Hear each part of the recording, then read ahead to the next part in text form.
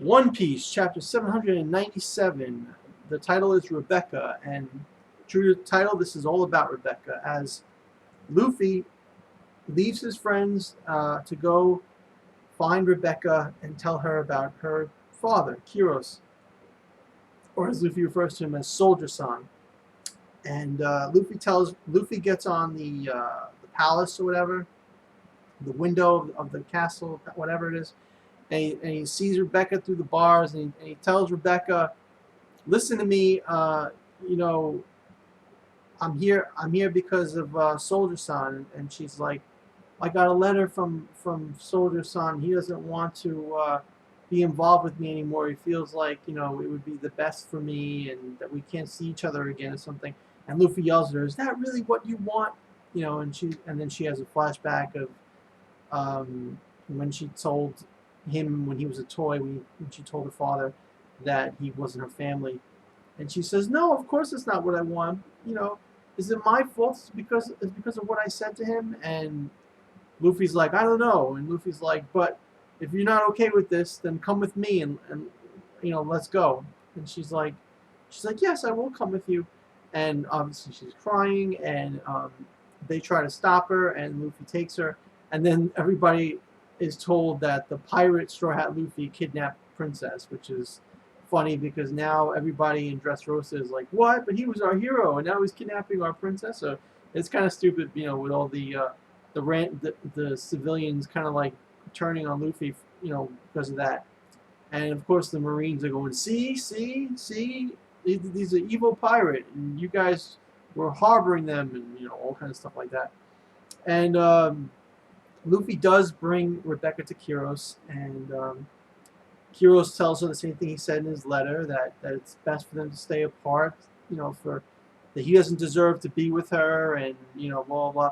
And she basically cries and jumps in his arms and says, no, you're my father, and I want to be with you. And they have a nice little reunion, a touching reunion.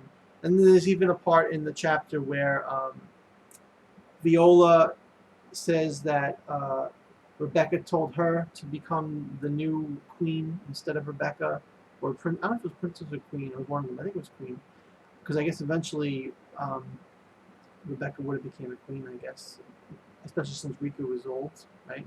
I'm not sure if that's what it means, but um, Viola said this is the second time that that she heard some such crazy request, and the king is like, I guess we have to get used to it in the bloodline or something like that, which is a reference to Scarlet making a crazy request that Scarlet would be presumed dead so that she could live with Kiros without any complications. Because remember, Kiros was an outsider. Kiros was didn't have this great reputation, as a murderer and things of that nature, as a gladiator. And so Scarlet made that choice to abandon her royal life so she could be with the man she loved. And Rebecca made a similar choice to abandon her royalty so she could be with her father. Essentially, Rebecca gave up on being a royal princess. And now Viola has to be the queen, so I guess that means that Sanji is out of luck because if Viola has to stay in Dressrosa as the queen, princess that will be queen, or whatever it's going to be, then I don't see how Sanji is going to get reacquainted with her. So, in that one fell stroke, Oda might have just made it impossible for Sanji and Viola to get together again, which is upsetting because I really liked Viola and thought she was a great character. I wanted her to stay in the manga, and I wanted her to be with Sanji. So, unless Sanji gets a surprise ending where he gets to marry a princess at the very end, I think that the pairing prospects for them are looking pretty bleak right now. Be sure to tell me what you think about that in the comments below. And then Fujitora and Straw Hat meet at the end of the chapter, and Luffy is like, getting ready to basically charge at his location. And that's the end. I thought the chapter was heartwarming because, as much as you don't like Rebecca crying, how could you not feel happy for her being reunited with her father and coming to an understanding? And I also really liked the way they brought back what Charlotte did and how her daughter followed her footsteps. and both of them did for the man they loved. In Charlotte's case, it was the man she was in love with. In Rebecca's case, it was because she loved her father. So that was really cool. I really enjoyed that. And Luffy, I don't know if it really makes sense for Luffy to be so emotionally invested in, Rebecca's relationship with her father. But I mean, it worked for how it was done. I mean, there was no one closer to Rebecca that really could have told her anything. So I guess it had to be Luffy.